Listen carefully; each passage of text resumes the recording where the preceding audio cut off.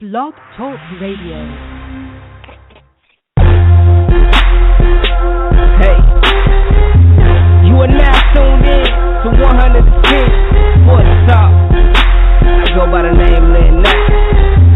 Hey, it's the best. running through the competition, no competition. You don't believe it's time to shut. Sit back and listen. We bringing you the stats, all the breaking news and facts. Want the latest on the biggest trade war? This is where it's at. We don't talk it, boy, we live it. Got that all around coverage. From track and field, you name a field, we got it all covered. No diss to Derrick Rose, but we don't talk that bull. Just wait till he get healthy, better watch out for them bulls. Slide over the hockey, shout out to them kings. Salute to LeBron James, y'all both got y'all rings. Looking for the real, you tune into the best. The sports intelligence and Mr. CJ Sports is up next. Want to welcome everybody to the 110 Nation Sports Show. I am your host, Mr. CJ Sports. You can follow me at CJ420. Follow the 110 Nation at 110 Nation. Glad to be here on this Tuesday. Yes, the number one night of the Sports Radio Network. And do we have a show planned for you tonight? We got Ali Kern making a return to the show. It has been a hot minute. I would be willing to bet at least probably about a year at this point since we had her on the show. Looking forward to having her making a return to the show. Also, we've got Patrick Taylor from Line Blower joining us, and then, of course, we got our very own NHL expert, Izzo, joining us at 10:30 to wrap up the show talking to NHL. Looking forward to having him on the show. It always brings a different aspect to the show, so looking forward to that. Exciting night in the sports world as we got Game 1 of the World Series going on right now. They are in the bottom of the third. Kansas City is up 1-0 on the Mets.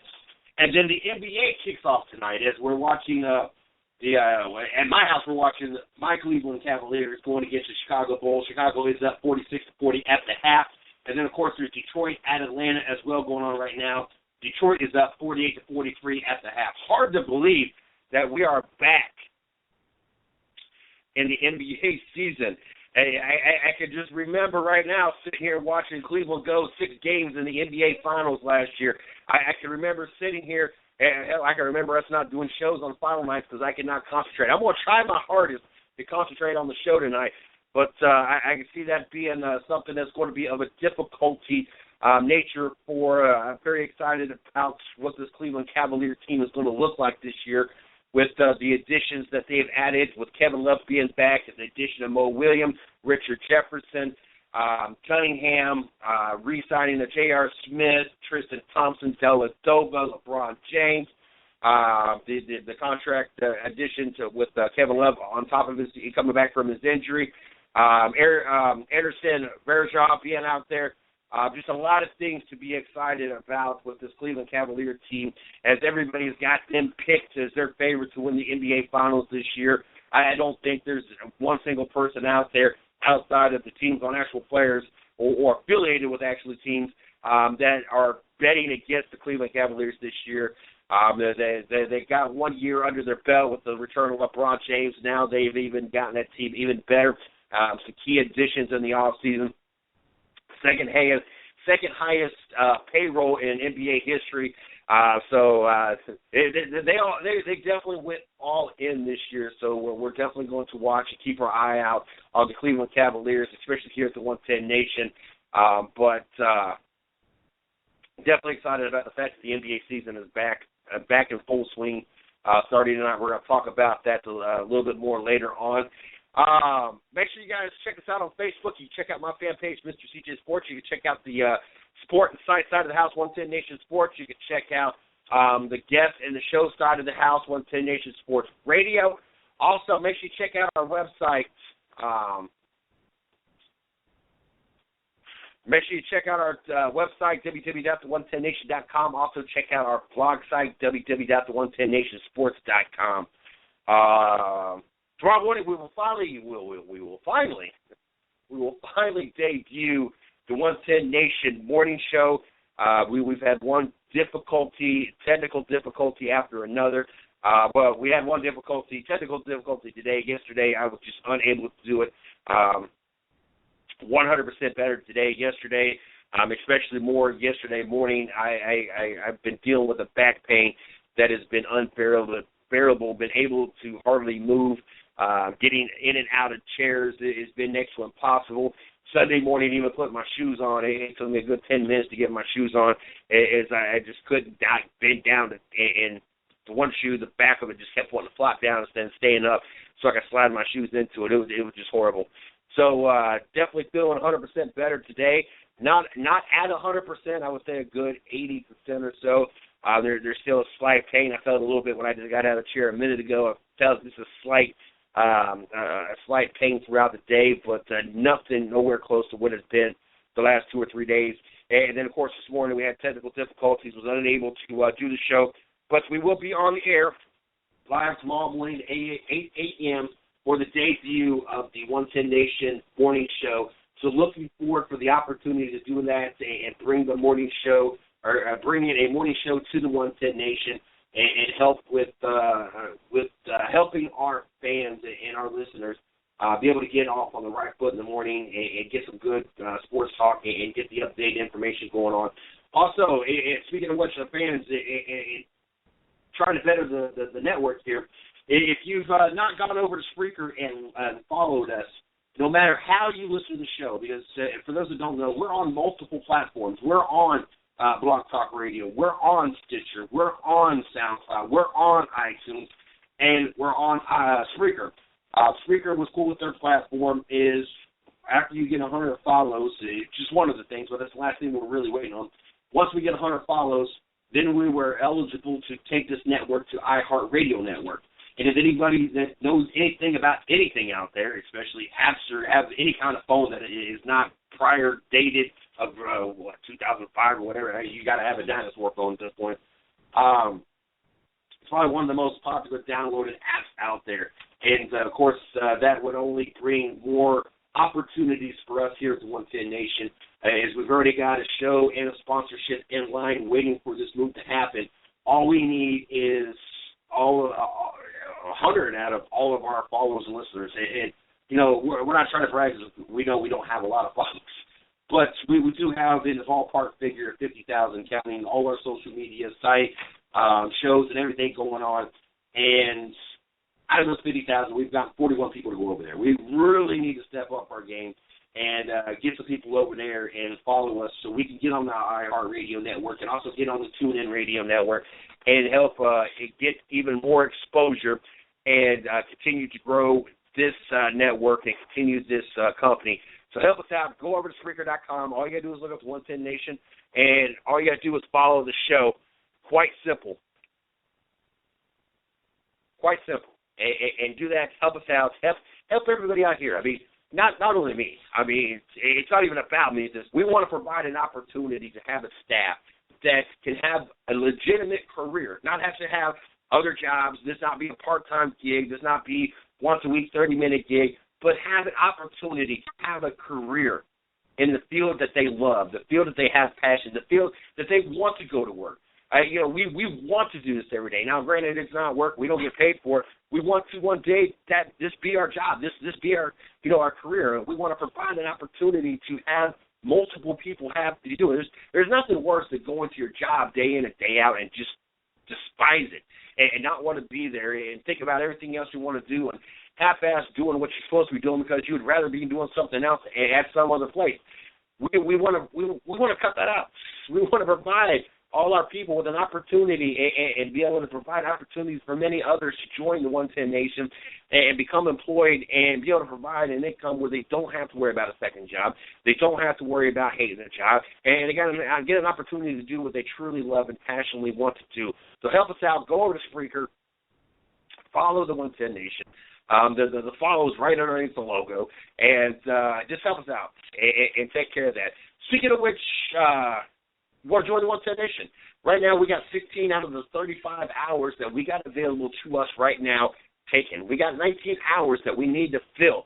So if you're interested in co-hosting or more specifically hosting the show, we got wide open 5 hours on Saturday and Sunday to kind of do whatever we want to do with it. We'd love to fill those hours up. But like I said, we've only used 16. We got 19 hours available right now. If you'd love to be able to host a show, maybe you want to write for our blog site and help put the blog site back to where it needs to be, behind-the-scenes stuff, social media, PR, marketing, whatever the case may be, all you got to do is hit me up, MrCJSports@gmail.com. Would love to have the opportunity to talk to you and have you join the 110 Nation. Also, if you're interested in coming on the show, all you got to do is hit up Miss Lee, that is LEE_110Nation@yahoo.com. If you're an athlete, part of some kind of team, athletic organization, or maybe you have a site or a show yourself you want to come on and promote and talk to us, such as we do with Patrick Taylor, that joins us for an hour and a half a week, 10 o'clock to 11 o'clock on Mondays, and it'll be on tonight from 10 to 10:30. Or maybe you got some kind of charity, foundation, some of those works that you want to come on and promote it. We'd love to have the opportunity to help provide a platform for you to be able to promote and get exposure and possibly do what we can do to help you guys out. All you do, like I said, sit up Miss Lee, that is LEE_110Nation@yahoo.com. New York Mets just scored in the top of the fourth to tie up the World Series. Game one at 1-1 at the top of the fourth. They still have 2 on, 1 out. As like I said, the Mets just tied up the game one of the World Series. And trying to keep you guys updated with that as much as we can throughout the show. Also, we had some we had a lot of hockey games today. The NHL in full force today. Buffalo. I got to clue everybody. There's a reason why I got quiet. Shorty's at the back door, whistling and trying to get the dog to come inside. That is knocked out in the cage. Well, not knocked out at this point. He probably was knocked out, but just lounging in his nice little comfortable. I don't even call it a cage, but kind of a pop-up kind of scenario here. But I was sitting there, I couldn't figure out why I was hearing a whistling sound. And I looked back and she looks at me and she's like, "Is Buddy in the house?" I said, "Buddy's just laying here, just chillaxing." And, huh? I don't remember when he came in. He didn't open the door and come in himself. I can tell you that much. NHL, like I said, full effect. You got Buffalo and Philadelphia. Buffalo's up 2-1 with a little bit over 16 minutes left in the third. Boston at home over Arizona, 3-0. A little over 14 minutes left in the third of that one as well. The Columbus Blue Jackets, looks like they're probably turning things around for this season. Started off the season with 0-7, 0-8. I know they got them a win the other night. They are up 2-0 over New Jersey. A little over 7 minutes left in that game. Carolina and Detroit are tied up at the end of the second. They are in Detroit. Colorado and Florida, they are at the end of the second as well. Florida is up 1-0. Edmonton is and Minnesota are tied up at 2 with a little over 13 minutes left in the second. Los Angeles and Winnipeg tied up at 0 in the second, a little over 11 minutes. Tampa Bay in St. Louis. St. Louis up 1-0, a little over 14 minutes left in the second. And then Dallas at home against Anaheim. They're getting ready to wrap up the first. Anaheim is already up 3-0. And at 10 o'clock, you got the tip-off with Montreal and Vancouver yet to come up here in about 45 minutes. That is what's going on in the NHL. Of course, we're going to keep you updated on that as well.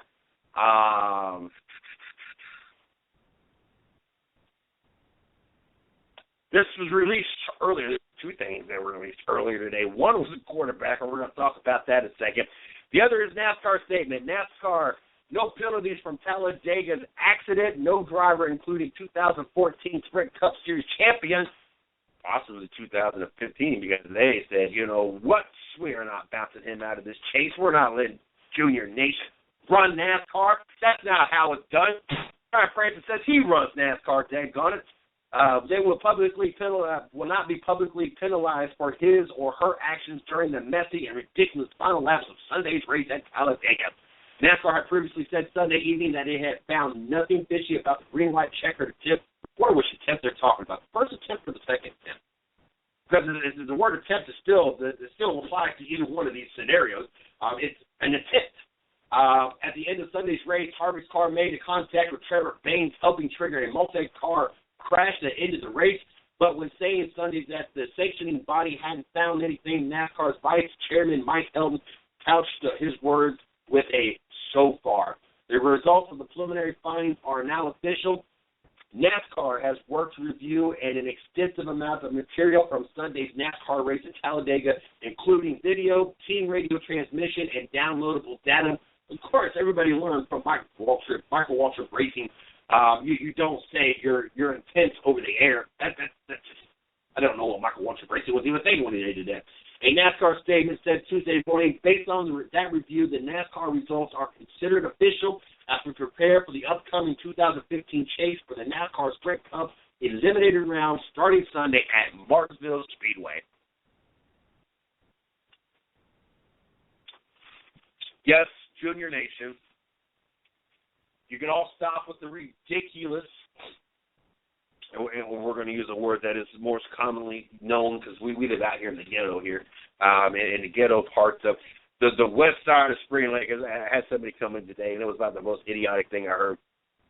Talking about the gas prices and the fact that we're down to $1.94 here.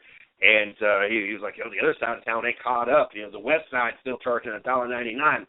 And he leaves the store, and I kind of turn my body, and I know the next city is where the next city is that is north. And I know that from my location, Sanford, North Carolina is north. And so, and we're even on Boulevard, and the other side of town is South Prague Boulevard. So I'm looking towards the north, and I'm sitting there thinking east is always to the right. So we are the farthest left. So we are the most west gas station that there possibly is in this town. So how can he be coming from the west side when he is now on the west side of town? And so it's just really, and now that where I live, we're actually a little bit more west than the actual gas station, but there's no gas station more west than what my store is located at. We are the farthest west gas station in the whole town. And I just thought it was amusing. I don't know if this guy has no cue of direction or just doesn't know his difference between his east and the west, but it was just rather humorous to me that he just had no clue what east side and west side of anything was, and I just kind of had to share a chuckle down. But anyway, NASCAR's worked, blah, blah, blah. Junior Nation, you can stop with ridiculous petitions. This is you might be Junior Nation. You might have be pulling for Dale Senior's son, but you're not part of the 2014. Only Jeff Gordon and the Team 24 has the power, has the strength to be able to change the rules and make the chase expand their cars. In other words, a couple years ago when NASCAR was bound and determined that Jeff Gordon was not going to be left out of the chase, we're going to make 13 cars to be part of this chase. Junior's not, as popular as he is, obviously he does not have the weight or the pull that Jeff Gordon has, because regardless how you feel about it, Dale Jr. is not getting into the next round. He's eliminated. And it's really all for the better. I think it's as far as he's actually made it in the chase. I think he was eliminated. He eliminated the same race last year, if I'm not mistaken, the same round anyway. Because I know he went on to win the Martinsville. That means if he would have went on to win Martinsville, he would have been automatically into Homestead, and he was a part of the Final Four. So obviously he got eliminated last year in the same round. That's what you expect. Nobody honestly ever expects Junior to win a championship. I know there's a lot of delusional Junior Nation fans out there, and they want him to win. But, I mean, I don't think anybody honestly is that honestly thinks that Junior is good enough to win a championship. I don't think anybody's out there that delusional. Are you listening to the doctor? No. But they can stop the petitions. They can stop the lobbying. They can stop the fan pages and all the bashing. It is what it is. Obviously, if you would have performed better in the first two races, you wouldn't have had to go all in and have to win the race to be in the chase. I mean, ultimately, that's what it broke down to. Is he had to win that race, and because he didn't have the first two games be what he needed them to be. So, and I turned over and watched the game, and LeBron steals the ball, runs down court, and really has a one-on-one or one-on-two, and then the rest of the Chicago Bulls made their way down, and so it was a one-on-four, so he tossed the ball, and you look back, and the other Cleveland Cavaliers, the rest of the team was standing at the other end. Like, nobody came down to help LeBron James. And it's kind of been the way this game has gone so far. Chicago's up 51-44. They got about 10 minutes left in the third. Get over it, NASCAR fans. Get over Junior Nation. It's really all for the better anyway. And nothing that we didn't expect, and really not a big surprise.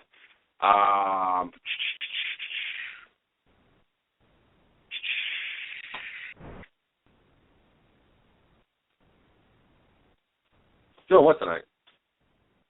What are we talking about? But the other bit of releasing news today, the Texans released quarterback Ryan Mallett. Yes, that quarterback decided, you know what, fuck it. I'm not going to ride with the team. I'm not going to be part of this team. I'm just going to take my own flight because I'm boss. I show up when I want. I do what I want. The seemingly inevitable is now reality. Via reports, the Texans have cut quarterback Ryan Mallett. Poor team. Now you're counting on Brian Hoyer to carry you without a shadow of a doubt. I mean, obviously he's the best of the two quarterbacks, but now you're not getting his support. You're not getting a backup quarterback. I don't know what the Houston Texans are going to do at this point, but Mallett essentially signed his own pink slip on Saturday when he missed Houston's charter to Miami, getting there on his own and via a commercial flight. Reportedly, head coach Bill O'Brien wanted to release Mallett on Saturday, but general manager Rick Smith overruled O'Brien. It made sense as cutting ties with Mallett before the game, where the Dolphins meant the Texans wouldn't have a backup to Brian Hoyer. Third-string quarterback Tom Savage is on injured reserve, and who the hell is Tom Savage anyway? But now with Houston trying to find answers after another humiliating loss, there's another challenge for O'Brien and Smith as finding a backup to Hoyer. Or really just finding someone to be the starting quarterback, get you a legitimate starting quarterback. Tom Savage, 2014 fourth-round pick, 35th pick overall, or the 35th pick in the fourth round, I mean. 2 games in 2014, 10 of 19, not too bad, 127 yards, did have the one interception. So, Tom Savage, you are now the next man up. And the way that Brian Hoyer has played this season, there's a good possibility that you might see some starting time. How ironic is that?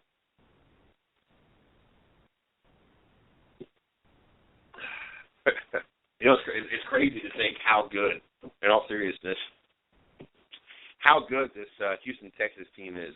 I can remember having Nick Hamilton come on the show, good friend of the show, good friend of the 110 Nation, when they were power ranked to be number one. I was never sold on it. It was one of the things we argued about every time we got into this conversation about the Houston Texans. But just to think that once upon a time they were thought to be the number one team in the NFL and a team that, you know, legitimately was really good. And here we are sitting and we're looking at one of probably the biggest laugh stocks of the NFL, and it ain't been that way kind of for the last couple of years now. So, I mean, you got to figure what last year's draft, they got Jadeveon Clowney in the first round, you know, the number one pick. For them, I still don't understand why you just didn't trade down and get some quality picks later on down in the draft when you had a legitimate player instead of being kind of, I wouldn't say core horse, but you could have done better, a lot better than Jadeveon Clowney, and I would have gave up my draft pick and for future picks or maybe 2 first rounds or a first round, second round, something. I would have gave up something to not have to waste a number one draft pick on Jadeveon Clowney. That just wow. Wow. Just I don't. Sometimes I just don't get it. I really don't. Tell you what, when we were on the air last night, when we had Patrick Taylor on the show, we got the we had the. Wow, I can't even believe I'm drawing a blank right now. What's we even had on last night? Baltimore Ravens and the when you reach on the board and everything. Arizona Cardinals. I want to congratulate the Carson Palmer 150th game. He gets the victory. He's now 75-75. had a horrible record with Cincinnati. And actually, since week 8 of the 2013 season, he actually has the best record, better than Tom Brady, better than Aaron Rodgers, better than anybody. Best winning percentage is like 90.9% or something. It's like 14-3 since 2013, week 8 of 2013. I think it's when he finally made his return to the NFL or whatever. So, congratulations, Arizona Cardinals. But I tell you what, Baltimore, believe it or not, losing 26-10 with like 4 minutes left in the game. It ended up making a game of it. Ended up getting the ball, ended up scoring a touchdown. With like 4 minutes left in the game. Held Carson Palmer in that offense. They even had an intentional grounding. Incomplete pass, stopped the ball, got the ball back with just on the other side of the 2-minute warning, and Baltimore went downfield. Went all the way down. I think they got down to the 4-yard line. And on 2nd and goal with like 6 seconds left, Joe Flacco gets picked off. But one hell of a game. It ended up being a lot better game than it looked like it was going to be for the longest time. And, of course,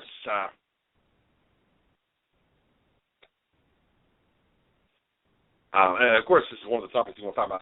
Talk a little bit. I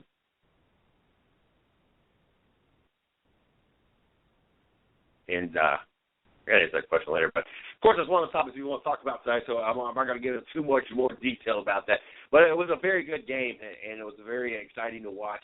It got to the point that, I wanted to see Baltimore score. Of course, they would have gone for the 2-point conversion to end up winning that game, or at least tying that game, sending it over overtime. So I was hoping they would at least score to make it that interesting, then fall short on the 2-point conversion. Because, of course, I had Arizona picked, and I wanted to finish the week at least 9-5. I couldn't afford to go to another 8-6 week or even worse.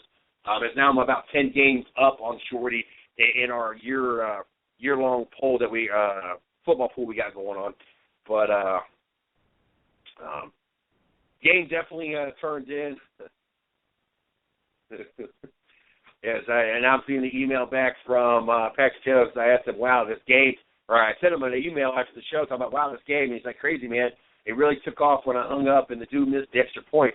Like I said, if you did not watch last night's game, you missed a really good game, a game that's, really closened up and became a really interesting game to watch.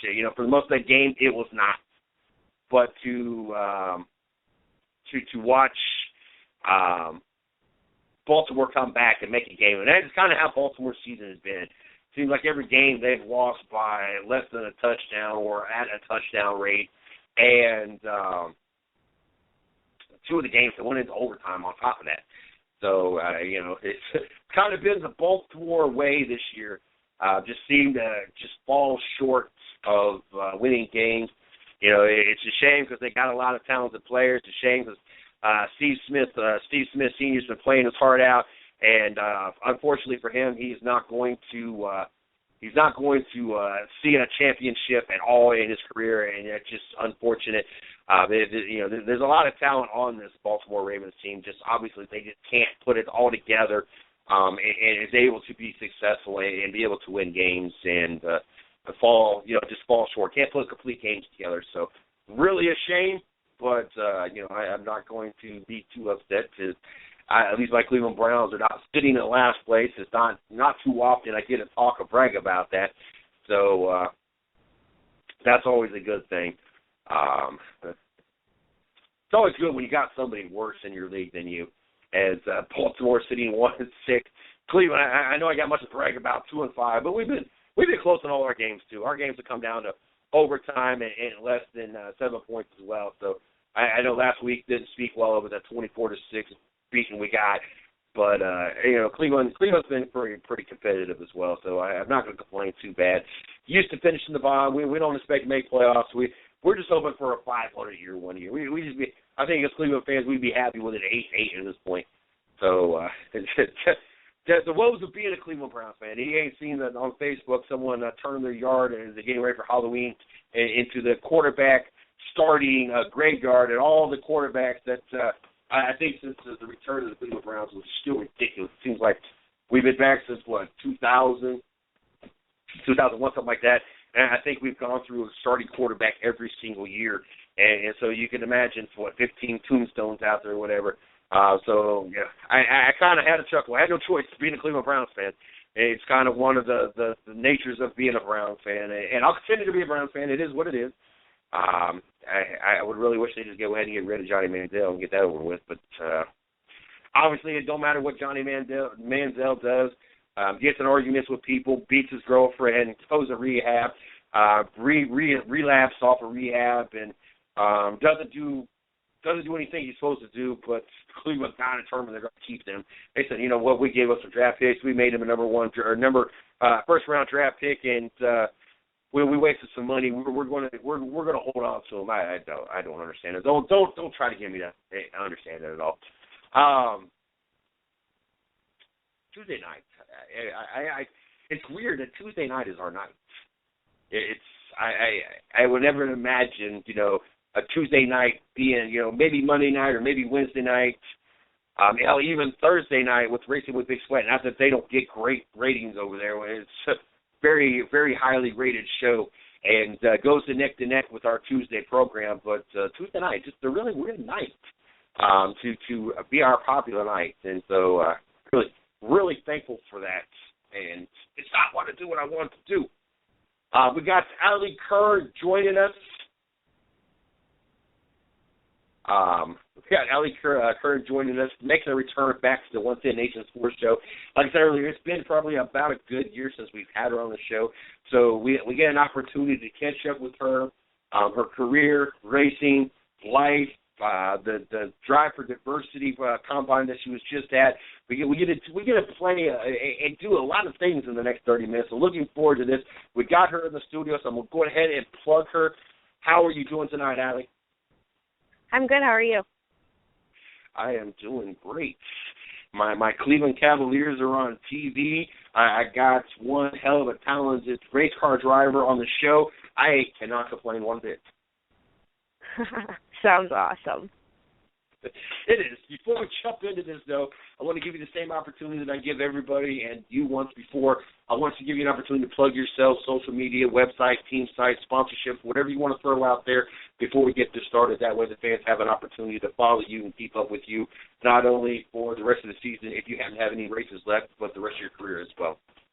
Yeah, you can follow me on Twitter and Facebook. It's Allie Kern, A-L-I, and then K-E-R-N. I also have a website, www.alliekern.com, and it stays up to date on all the new, fun, interesting things we got going on, and we're hoping to run one more race this season. So hopefully, look out for those updates and see what we're going to be doing. Now, remind me again, I know you're from my neck of the woods. What part of Ohio are you from? Actually, it's Fremont, Ohio, up by the water. Fremont. Gotcha. Yep. I knew you was from my neck of the woods. I couldn't remember. I'm originally from right outside Dayton. We're 70 and 75 meet in a little town called Huber Heights. Reference, Braxton Miller was our quarterback at my high school. It is kind of where everybody associates us with at this point because of Braxton Miller and the success he's having at Ohio State. But glad to have you back. It's been a long time. Of course, we want to catch up. But before we start playing catch up, and I try to like a lot of things, and I don't do a lot of liking sharing as much as I would like. I know that I have done some liking sharing of your stuff. And I know you've had a lot of things going on lately. More specifically, and most recently, you was at the Drive for Diversity combine. How did you feel you did, and how do you feel that helped benefit your career? I think, first of all, the program is just an amazing opportunity to minorities in the sport. You look at the 43 drivers that race on Sundays at the Sprint Cup level, and, there's one female out of all those drivers, and she's just flat out outnumbered, and I just think with so many women being NASCAR fans, I just think it's really important to get more females racing at that level and more talented and deserving females up there. And I think it's just a great opportunity that helps you move your career forward. And without that opportunity, a lot of drivers would never even be able to make it up to the next level. So first and foremost, it's an amazing opportunity, and I was blessed to be a part of it. But as far as the combine goes, I think I did really good. And I think I left it all out there, and I'm really, really hoping to get an opportunity this year.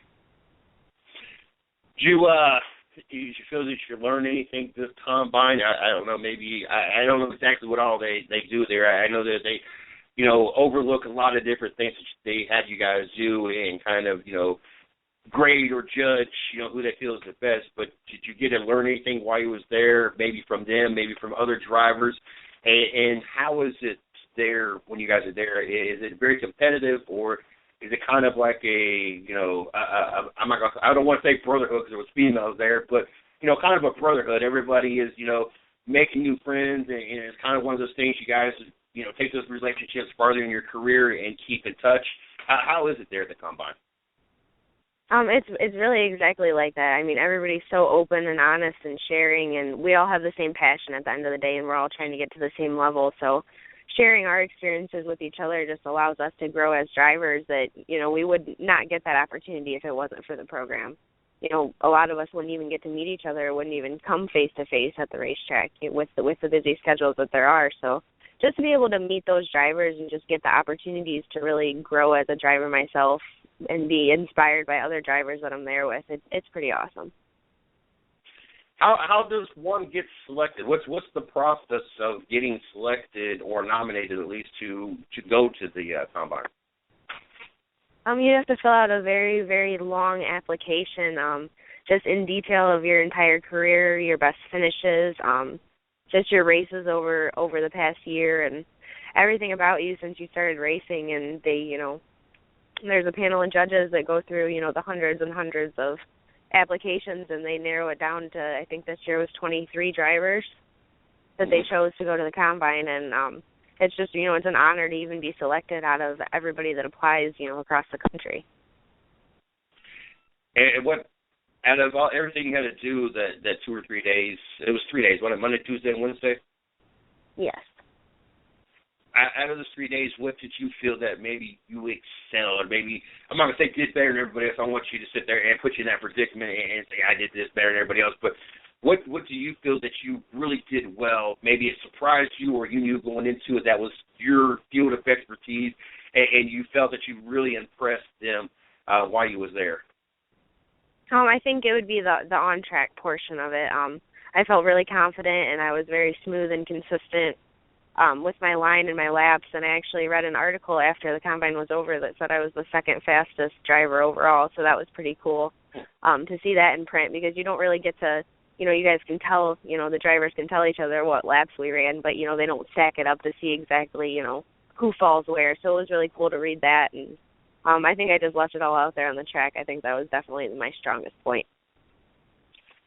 Now, you putting on a good combine really, I guess, is not a shock to probably you or your fans. And even those that follow you, like we happen to be, I don't know if I follow you on your personal page on Facebook or your racing page. I don't remember. I just know I see Alan Curran come through my my time feed a lot. And so I've seen that you've had a lot of success, and there's a lot of great things going on in your career. So I don't think those that know you that, was expecting anything less than a really great combine. So there's no doubt in my mind that you wowed them and did a great job while you was out there. Is there anything that you felt that maybe you didn't leave out there enough that you wish that you could have done better? I think, every driver, nitpicks themselves, about every aspect of it, but I'm not going to sit here and nitpick myself, but overall I think I did really well, and, I just think I, maintained the level of confidence throughout the whole thing, and I think it went really well overall. Gotcha. 2015 season, you're talking about possibly having one more race. What has the 2015 season been like for you? Was there a lot of victories? A lot of traveling. What was the 2015 season overall like for you? It started off really slow. We only planned to run 6 races to start the year with our limited budget. So we sat down and we tried to pick out, what racetracks would be the best and, where we felt we would succeed the most. And we picked out our races, and we just started going with it. And my amazing crew chief, Scott Neal, the guy, he's just awesome. He's been an inspiration to work with, and he's really helped me grow as a driver. And We went out there this season and we got our first win at Kalamazoo Speedway, which was awesome to finally, jump that hurdle and get our first win. And then we followed it up with 2 fast qualifier awards. So it's really been a great season. Just not enough racing, I think. I'm still ready to go. Now, when you guys you're talking about sitting down and picking the races that you guys were going to run, being the type of racer that you are, or the tracks you feel comfortable with, what type of tracks were you looking at when you guys were planning it out? Was it tracks that had maybe big purses or a big crowd, or tracks you feel comfortable with? And if that's the case, what kind of tracks do you feel more comfortable with? I think it was a little bit of everything. We picked the Berlin 251 race because of the purse and just because I really like Berlin as a racetrack, and not many drivers like that track, and so I finally took a liking to it and got used to it, and now I really love racing there. So mainly the purse and a little bit that I liked the track for that one, but just overall we just tried to pick our strongest points and what racetracks we felt we could do the best on, which we thought were short tracks, and weren't planning on running Winchester this season, and we ended up choosing to go to Winchester, which is, bad, fast, half-mile track, and it was awesome to go there and get the pole and just do really well there, and it just, it kind of opened our eyes that we have a little more options, and we have the right team going right now to really succeed and win some more races. Now, refresh our memory. How big is your team? Is it just your family that is kind of part of this team? Do you guys actually have a team? And you're talking about a low budget team, or budget. So, I wasn't quite sure. And how tough has it been for you guys to find sponsorship throughout the 2015 season? Sponsorship is just really, really hard to come by. There's not that many companies that are willing to, just go out on a ledge and give you as much money as it costs to run the series that we're running and against the competition that we're running against. And so first of all, I have to thank Crown Battery out of Fremont, Ohio. They've been supporting me for numerous years now, and just really great to have that local community backing, and it's just a really amazing opportunity to be racing with and working with them for so long now. Gotcha. It sounds like things are, somewhat falling in place, but especially with this combine, everybody speaks very highly once they leave there. It kind of gives you a little bit more, I'm not going to say credibility, because, obviously what you do on the track gives you your credibility, but to know that NASCAR in this program kind of singled you out of 23, you part of 23 drivers out of everybody that applied.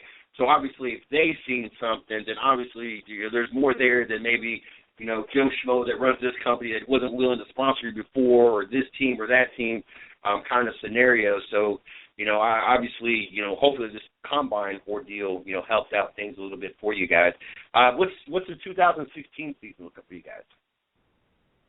Well, it really all depends until we hear from Rev Racing and the NASCAR Diversity Program to see what their choices and drivers were for this year. And we've been talking with a few teams and just kind of feeling it out for next season. Would like to run some K&N East races. That's kind of what we're leaning towards, or ARCA races. So we got to move up a little bit, even if it means less races on a limited budget. But we got to get up to the next series and start making some noise and getting experience on the tracks that I've never been to.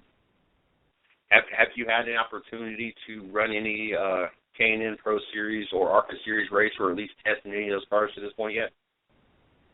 I actually ran 3 K&N East races.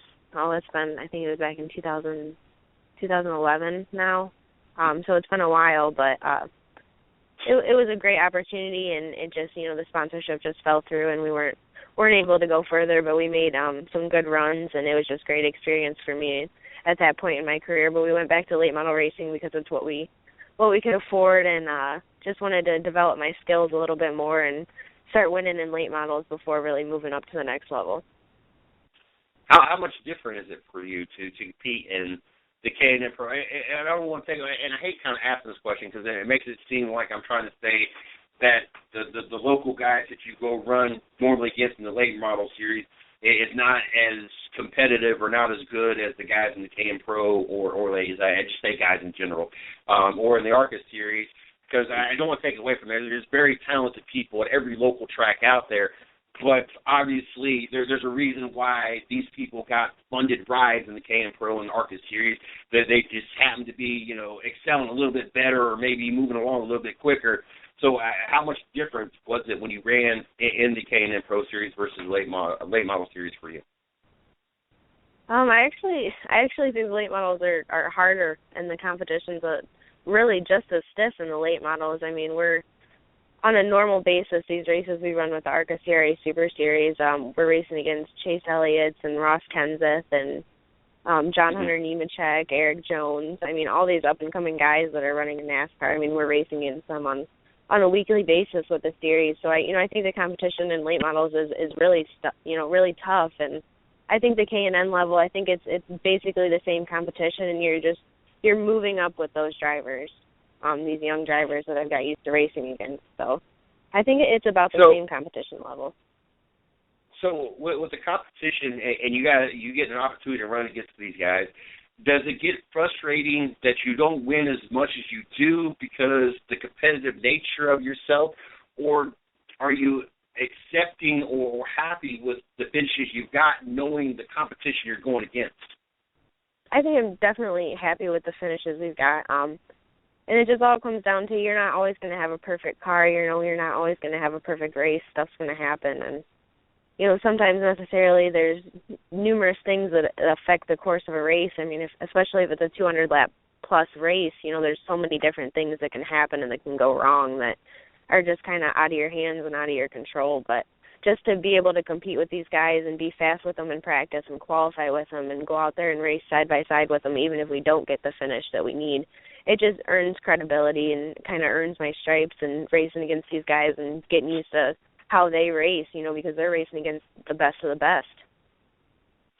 How physically demanding is it for you? And once again, I hate doing this comparison, but, I mean, the facts are facts. Guys are just built to sustain more physical activity. Their bone structure is bigger, their muscle structure is bigger.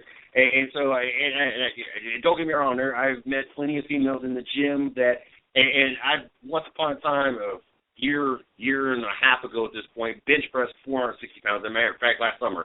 So I'm by no stretch of the imagination a small guy. But there's been females in the gym that I wouldn't even mess with. So I know there's plenty of females out there as big as I am that could take me down. So I don't like doing the comparison. But at the same time, facts are facts. And guys are just built physically, I'm not going to say gifted, but you understand what I'm trying to say. They have bigger bones, bigger muscles. It's just what it is. How physically demanding is it for you to be out there doing the 200-lap races and having all these miles on, being not only a young female, but just in the sport period? I know a lot of people, try to throw, we all have heard Donovan McNabb try to throw in his 2 cents saying the drivers are not athletes and this, that, and the other. But how physically demanding is it for you? It's very physically demanding.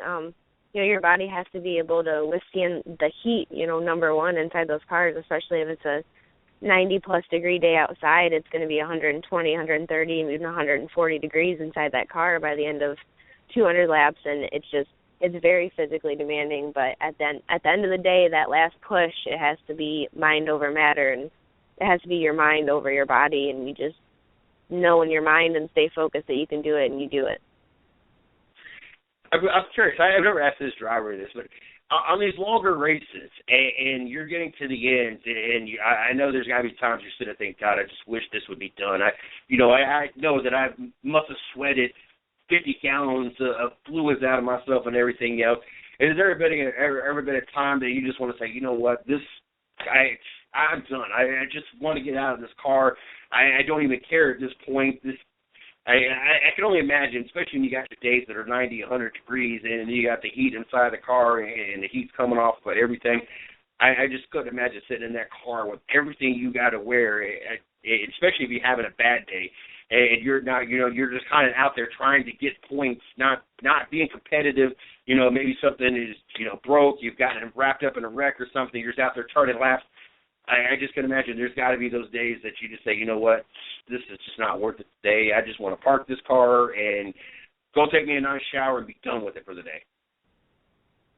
I think I felt like that a couple of times, definitely when we were running in the back or already got involved in a wreck early in the race when we had a good car, and so you're just out there riding around just to make laps and pick up as many spots as you can, and it sucks, you know, and you just have to tell yourself you just got to do it. But I think when you have a good car and you know you're competitive and you know you can compete for the win, it all that stuff just kind of gets pushed in the back of your head. You know, you see like drivers go out there and they win these races and then they get out of the car and they can't breathe or they almost collapse because it's just so mind over matter that you just shut your body out and you don't even think about it. Mm-hmm. Allie Kern, the person. What does Allie Kern do throughout the week to kind of step away from everything, kind of have somewhat of a normal life, or get away and kind of recharge herself, just be able to have everything away from her and just clear her mind? And then also, off-season get ready to come up. What does Allie Kern do in the off-season to kind of get herself not only prepared for the next season, but, you know, taking advantage of a couple of days off that she doesn't normally get? There's not many days off around here anymore. I work 30-plus hours a week, and then I'm going to school full-time right now, too, so that keeps me really busy. And then my boyfriend and I actually just got a puppy.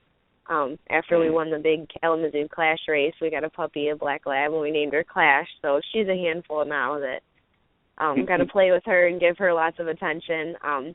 But I think once racing slows down here a little bit and we're finally done, I think we're going to do a lot of hunting this winter and try to chill out and relax a little bit more, but we still got to get the cars ready to go for next year. Gotcha. I couldn't imagine. I know that, you know, the regular NASCAR guys, you know, their season don't end. You know, we're going to the Homestead race this year, so it's the weekend of the 20th. Then you got the award ceremony, and by January you're already doing testing and making your way to Daytona. You got 2 weeks of speed weeks or whatever. You know, I don't think a lot of people realize how little time drivers get off. I think people just assume that they just run during the summer and they just show up on the track on Friday and Saturday, and that's the extent of what they do. I don't think people really realize that you drivers, you athletes, probably have one of the most strenuous schedules out there. Yeah, I definitely agree with that.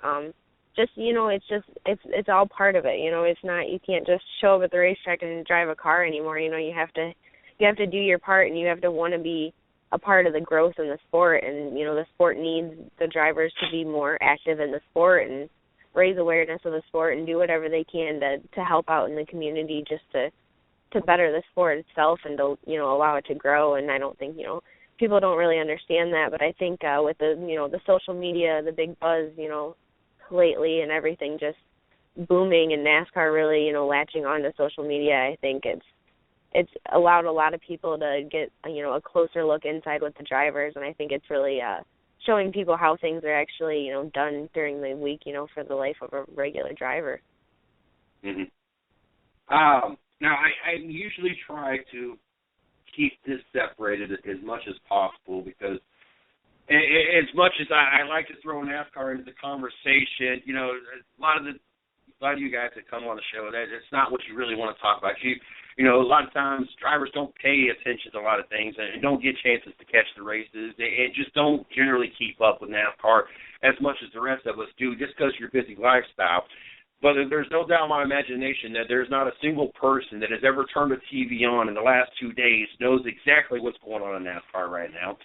And you wanting to be one of the other females out there on Sunday, out there with Danica, and of course the other 41 guys on the track, I got to ask, because this is where you want to be, and watching what happened this weekend, what are your thoughts, as this is your future employer? What are your thoughts on how things were conducted or handled this weekend?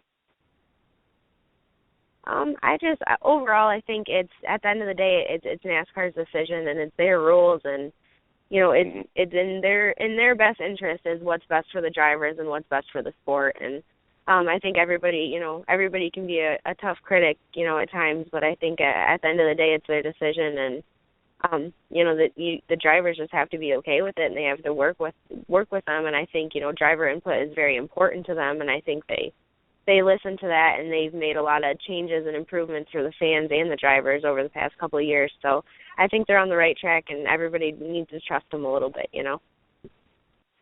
Now, from what I got from this, everything you said, I got one or two things out of this. Either you're one of the very few junior fans that respected what he said in his post-race interview and is following suit, or you're not a junior fan at all. That's what I just got out of that.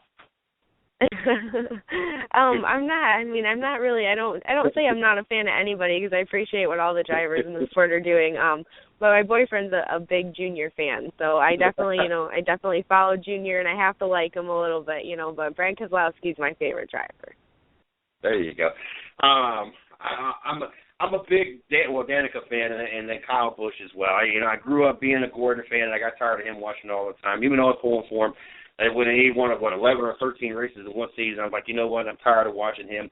I became a Jimmy Johnson fan, and of course the same thing ended up happening with that. So I picked one driver that I knew was not going to win all the time with Danica, and then I picked Kyle Busch because everybody hates Kyle Busch. So I figured that was a win-win situation for myself. I don't know, just watching the news and watching the media and watching the reaction of everybody, it's kind of funny. And I agree. NASCAR is doing everything they can, regardless if the fans like it or not. They're trying to do everything possible to make this sport as best for everybody as possible. Do I agree with the one green-white checker rule change? No, I'm not necessarily a fan of it. I understand that they have their safety concerns, but the same thing can happen in the first attempt. It's going to happen in the third attempt as well. And my biggest concern was what happens if a championship is decided, which ultimately it could end up being this way. What happens if us only doing one restart ultimately decides who wins the championship? And even though we technically got two attempts at a green-white checkered, ultimately that's what could possibly just could have happened this weekend with their what they claim is to be a one attempt. But I was just curious, and up until this weekend, if I asked the drivers before, I'd ask them about the rule changes or the package changes and their thoughts with that, because obviously that affects you guys not only when you get to NASCAR, but throughout the different series as they continue their package changes and everything else. But I was just curious to hear from a driver what your thoughts were with the whole, I don't know, I don't even know how to describe what we saw Sunday.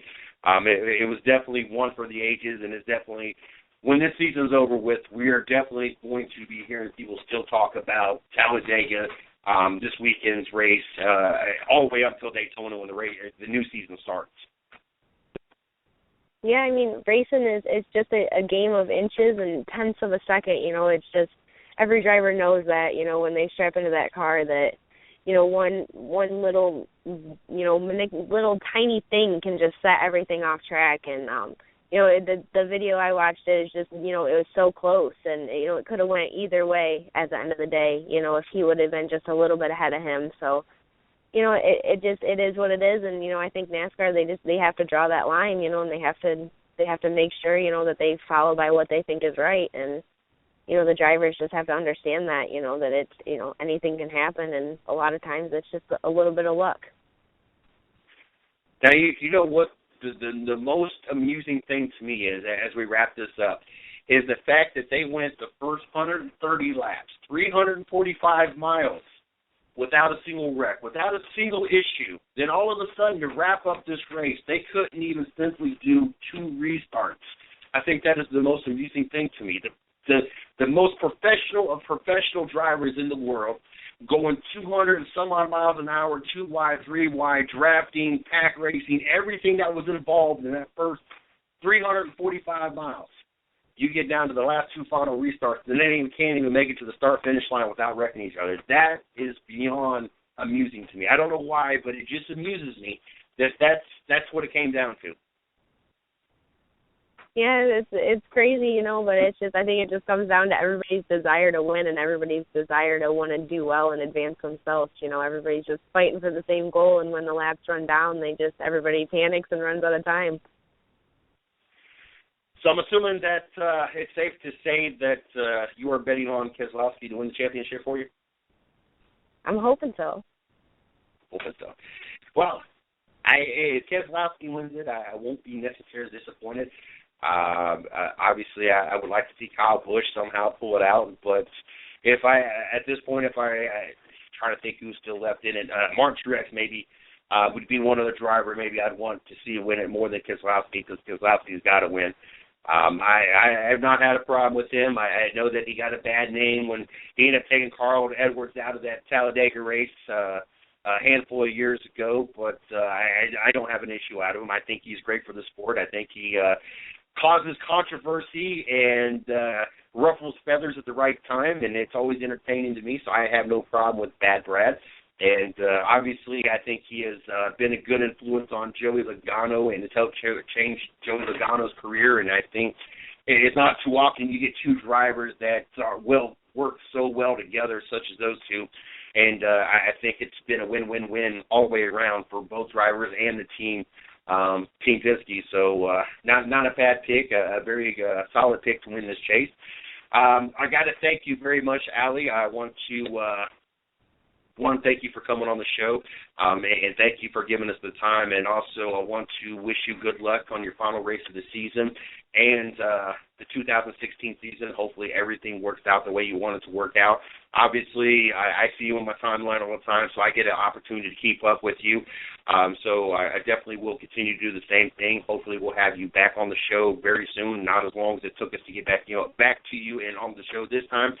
It's been quite a while since we had you on the show the first time. Definitely the door is always wide open. Anytime you want to come on, if we ain't reached out to you, you want to come on, you got things that you need to get out, either, voting stuff. I know everybody continues in different contests. I know Champion Sparkplug does a voting contest, and I know Peak's not doing theirs no more, but, different companies do different things. Anytime you want to reach out and have us try to help in any way we can, just let us know. It's always great having you on the show. I'm going to let you enjoy the rest of your night. Take care of the puppy. Take care of the boyfriend. And good luck on the rest of the season in 2016. All right, awesome. Thank you so much for having me. Yes, ma'am. You have a great night. You too. That's Allie Kern, a very talented young driver. If you're not following her, you don't like her on Facebook, you need to jump on that. Very successful career so far. I get the privilege of seeing her on the timeline all the time. She does a lot of great things, a lot of updates, a lot of pictures, just a lot of things going on out of the Allie Kern camp. So make sure that you guys check her out and you guys follow her and check out everything that she has going on. We're getting ready to bring Patrick Taylor on the show, as I got him in the studio right now. Patrick, how are you doing tonight? Good, man. How about you? I am doing great. This works out perfectly because I got to walk away from the mic 1 second. So while I do this, which I should only take literally about 30 seconds, I want to give you an opportunity to plug Line Blower and the Twitter, the new Instagram that I've already jumped on and followed as well. Facebook, anything and everything you need to plug on over there for Line Blower before we get this thing started. Yeah, lineblower.com. Get all your picks for NFL, NBA, MLB action. We do blog spot that's called The Line. We do different variety of topics regarding sports and pop culture. New to Instagram, like Jason said, it's line_blower. It's the same handle as our Twitter, line_blower, and then we're also on Facebook. So lineblower.com for all the updates, all the predictions, all your insight that you want to find, and then we are on the variety of different social medias as well. Okay, I am back, and I heard that just as well. I'm going to do my best. I'm not going to lie. I'm going to do my best to keep up with you, and I swear I'm trying to give you 100% of my attention. But this is the opening night of the NBA season, and this is one Ohio team. Well, outside the Ohio State Buckeyes, this is the one professional team we actually get to count on And we about 4 minutes left, and we're in a slugfest with the Chicago Bulls. So one eye is going to be one direction, the other eye is going to be the other direction. Luckily, it's muted, so both my ears are on you tonight.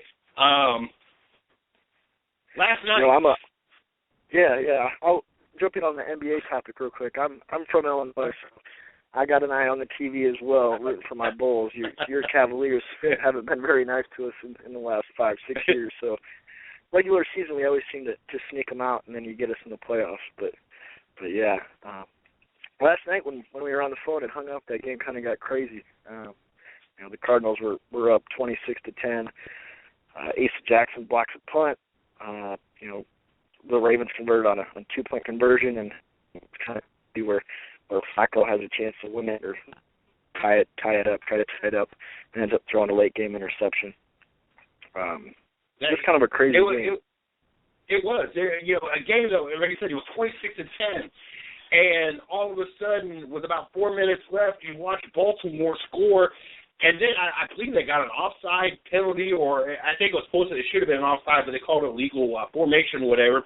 Backed them up 5 yards, really thought that was going to kind of bump them out again, that 2-point conversion. They still made the 2-point conversion. And then we watch Carson Palmer, intentional grounding, and then I believe he also had an incomplete pass, or that might have been the same play. But anyway, stopped the clock, gave Baltimore the Ravens an opportunity. It was like 2 minutes left, just on the other side of the 2-minute warning. And you watch the Baltimore Ravens go down, I believe, if I'm not mistaken, they got down to like the 4-yard line. And I think second down, they were backed up to the 10-yard line. And, of course, they threw the interception with like 6 seconds left on the clock. But, I was sitting there thinking to myself, I picked the Arizona Cardinals, so of course I wanted to win. I needed to get my winning percentage back up to 75. But I was like, I would love for Baltimore to go down and at least score to make this game as interesting as possible. Now, I don't want them to make the 2-point conversion. I don't need a tie. But how interesting this would be if they actually went down and scored. They were still caught in the end zone, just happened to be the other team. So it was still interesting. But Carson Palmer, congratulations to him. Now got a 75-75 record, bounced back from all those horrible seasons in Cincinnati. I think the other interesting stat that was thrown out there was the fact that Carson Palmer is like 14-3 since week 8 of 2013. The best quarterback in the NFL in that stretch. Winning percentage wise. So I think that speaks a lot of Carson Palmer, especially since his return. So definitely a crazy game last night. Yeah, one thing too, the Cardinals missed an extra point. It's one of the first times this season, since the NFL moved the extra point back, that a kicker missed one to kind of make it a more interesting game. With him missing an extra point, it left open the 2-possession series where the Ravens were able to get the 2-point conversion. So I think the NFL really likes that, the fact that, the extra point isn't necessarily a gimme anymore, and it's a primetime game. It makes it for, a lot more interesting conversation, a lot more engaging viewers as far as a Monday Night Football game goes. So I guess props to the NFL for implementing a rule to make the games that much more exciting, even though, they already are. And like you said, hats off to Carson Palmer. I've always liked him. I felt he got a bad rap in Cincinnati. He had some injury trouble, but he's always been a classy guy and does things the right way, so it's nice to see him succeed and finally find some success in Arizona. Most definitely, and I'm glad for Carson Palmer as well.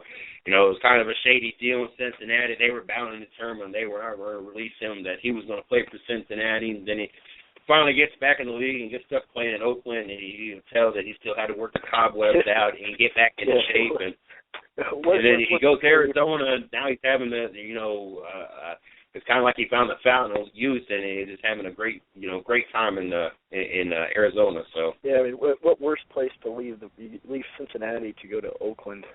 It doesn't get much lower than that, I think, as far as where quarterbacks go to die, especially during that time period.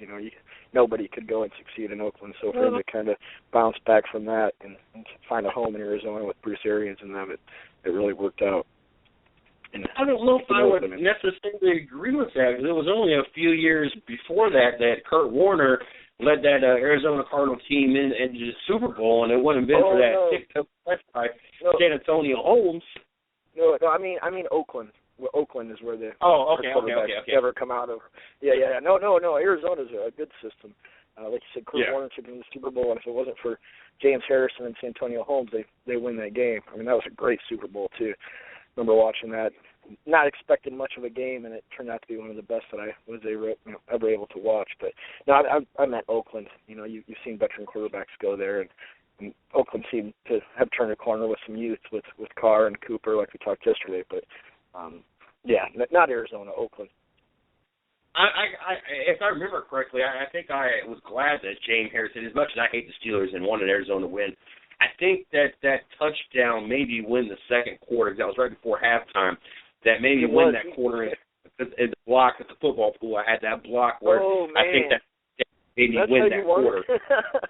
It's funny you remember that. I mean, it was right as time expired, and he barely got in the end zone, if I remember right. He picked the ball up and took it all the way to the house, and that was an unbelievable play. A guy that size can run that fast and then be that coordinated. That guy's a freak, and he's still in the league. Still doing his thing. He's a bad man. I have seen some of his videos where he's bench pressed. I've seen that, and of course when he did the ice bucket challenge. I forget what the cause was for it again, ALCS or whatever it was, and watching him sit in a hole looked like a hot tub worth of ice water. That dude is no joke. He is no joke. That is true. We got an interesting game Thursday night. A Dolphin team that I was really expecting to be a lot better going into the season, and what we're seeing the last 2 weeks under the new interim head coach is kind of what I expected to see all season long. And we got the undefeated New England Patriots that has kind of got a chip on the shoulder, regardless if they stay it or not. They're playing like they got a chip on the shoulder. And, of course, maybe that chip has gotten a little meaner, the fact that the NFL on Monday went ahead and reopened and did the whole appeal on that case. So we'll see how that affects it or affects them at all. But a New England team that obviously is probably everybody's favorite to win the AFC until somebody proves us wrong. I don't see how you pick against the Patriots. What I'm expecting out of this game, I'm expecting the New England Patriots win. I'm expecting the Dolphins to keep it competitively close. That'll let us know if, yes, this new interim coach is for real, if this team is rallied around and is ready to prove that this Dolphin team now is the Dolphin team that we expected to see in the end of the year. If the Dolphins come out with a victory, I'm not going to say I would be surprised, but I don't expect it to happen. I just expect them to be competitively close. Now, obviously, if they lay a goose egg and they come out and are horrible, obviously they have not fixed nothing in the last two games, which is the product they happen to play two easy teams. Yeah, I mean, this is the Dolphins' first real test. They've had two easy opponents with the Texans last week, and that game was kind of a joke, right? We talked yesterday, but I think the matchup in this game to watch is going to be the Patriots slot receivers, Julian Edelman, Amendola, Gronkowski, going up against the Miami defense. Campbell's done a good job of kind of revitalizing the energy and the culture, in the last 2 weeks, but he has three of his defensive backs on the injury report, one being Brent Grimes, who's one of the best corners in the league. So to have three of your defensive backs kind of hobbling around, it's definitely not the week for that. If this game was in Miami, I think it would be a lot closer, but with them having to go into Foxborough, go into Tom Brady's house, and play against him, I think it'll be close in the first half, but I think New England will pull away towards the end. I think, 31-17 New England. I think it's close in the first half. Maybe even Miami has a lead, but I think Brady and company will be able to take advantage of some of the injuries and that culture and that energy that Campbell's brought in is only going to last so long until they have to wake up and realize that, they need to play football and can't rely on emotion. And unfortunately, it's going to be a wake-up call, I think, for Miami. I'm thinking New England 31-17, but I think it's going to be closer than the score says, but in the end, New England will take care of business. There's a good chance you're right. I'm trying to give the Miami Dolphins the benefit out. There's a lot of talented players on that team, and I just don't feel they played to the caliber that they have that they've played all season. Like I said, I don't expect them to win, and if they were blown out, I really wouldn't be surprised. You're going against the New England Patriots. Right. I just expect them to play a little bit closer than what a lot of people were thinking. I think it should be competitively close. Yes, if it ends up widening the score later in the game, okay, I could deal with that. You know, if you at least play three quarters against the best team in the NFL and show some kind of competitiveness with all the changes that's gone on the last 2 or 3 weeks, I think that would be a win for the Miami Dolphins. You know, it's a step in the right direction, especially how the first part of the season started off. So, yeah, no, definitely. I think they're definitely headed in the right direction. I think it's just going to be a kind of a wake-up call, you know, especially having to go on the road with injuries in the secondary, where the Dolphins have a good pass rush, but Brady can get the ball out so quick with those receivers and stuff that I don't think the pass rush will be really any issue for the Patriots to handle. So, but I think it'll be a good game to watch. Don't get me wrong. I just think that the Patriots will hold off and still win pretty convincingly. Now, the next game we want to talk about is the New York Giants and the New Orleans Saints, two teams that I don't think anybody quite has figured out yet. You know, you got the Giants that show up one week and look like they are going to run away with this NFC East, especially how horrible the Giants and the Philadelphia Eagles that play at times, sitting at 3-4, Dallas at 2-4, and then you got other weeks you're like, well, really, this is an easy opponent. You should have this one in the bag. And you can say the same thing about the Saints. The first 4 games they could beat nobody. And then the last 4 weeks, they're 3 of 4. They've beaten teams such as the Atlanta Falcons, and of course winning this last week as well against the Indianapolis Colts. Not that the Indianapolis Colts is a real hard team at this point, but they are first place in their division. So it's another one of those teams you don't know what quite to think going into the game, and you really don't know which team is going to show up. And so this game, trying to pick who you feel is going to win this game, is really it's kind of a coin toss, because we see both these teams play the best of the best and win, and we've seen both these teams play nobodies and lose. So this game is really interesting to me. 2 head coaches that are proven Super Bowl champions, 2 quarterbacks that are Super Bowl champion quarterbacks, 2 really good quarterbacks, and both of them have good receiving cores. I think defense is kind of hit and miss. Saints have never really been known for the defense. They've kind of been known more for their high-power, high-scoring offense to kind of bail them out a lot of times. Both of them, run game, is kind of come into the own for both of them. So, I mean, there's a lot of things that says either team can win, but it's which team decides to show up. Yeah, I mean, you said it right. It's a weird game because you have 2 teams that it's hard to really get a good feel or find their identity. I mean, the Giants, they're 4-3 in first place. Usually you're going to think that they'd be the favorite, but the Giants, I mean, they're really kind of a mess. I mean, they played a banged-up Cowboys team last week, a game that they were really dominating in all aspects of football as far as, the statistical categories go. Dallas was able to run the ball on them, no problem. If it wasn't for Matt Castle's mistakes and some special team errors, that's a game the Cowboys win. But I think it'll be a big game for Mark Ingram, the running back for the Saints. The Giants have struggled to stop the runs. They're banged up in the middle. Max Unger, who's been a great addition to the offensive line in New Orleans, should help kind of, dictate the pace. And Drew Brees finally has a really solid running game, and his offensive line has been playing better the last couple of weeks, so he should be able to draw up some play-action passing.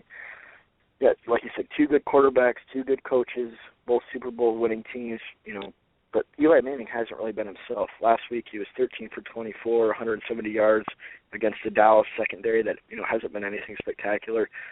He's had 2 games in a row where he's thrown for less than 200 yards. It's the first time he's ever done that in his career. And like you said, the Saints aren't known for their defense, but Rob Ryan, I think he'll have a plan for Odell Beckham, who's been hampered by some lingering injuries. He was shut down in Dallas, struggled against Philadelphia the week before. So I like the Saints in this one. I think the Saints have really found a good pace here the last couple of weeks, and the Giants, even though they're in first place, I don't think anybody's convinced that they're going to scare anybody by any means. And it's in New Orleans. I think the crowd will be rowdy. I like the Saints to win. I think it'll be a high-scoring game. I'm going 38-28 New Orleans at home against the Giants. I think the Saints as well. if I'm not mistaken, and that's what I want to pick if I ain't picking my pool. Gone for this week yet or not? It seems like I filled one out the other night, and I think we talked about that. Cause I think we talked about the Oakland game. I actually was picking Oakland at home against the Jets. So I think I picked the Saints as well this week to win. The next game we got on this list is to me means more than the final game we're going to talk about, and that's the two undefeated teams, the Packers and Broncos. But the game before that, the Bengals and the Steelers. I think this is a more critical game for the Cincinnati Bengals, because the Packers, unfortunately, there's nobody really close to them. You got the Minnesota Vikings, but I mean, at this point, who is seriously taking Teddy Bridgewater-led Minnesota Vikings serious? And even with the Packer loss, they're still a game up. And then the Broncos, they got a cushion because everybody else out there is horrible. I think Oakland's probably your second-place team, and probably your next serious threat. They are your second-place team with a 3-3 record. So even with the Denver loss, they're still 2 games up. So really not a serious threat to Denver if they lose. Cincinnati, I feel that Pittsburgh is your path. You have to get past Pittsburgh. You've got to have home field advantage. You want to secure a number 1, number 2 spot.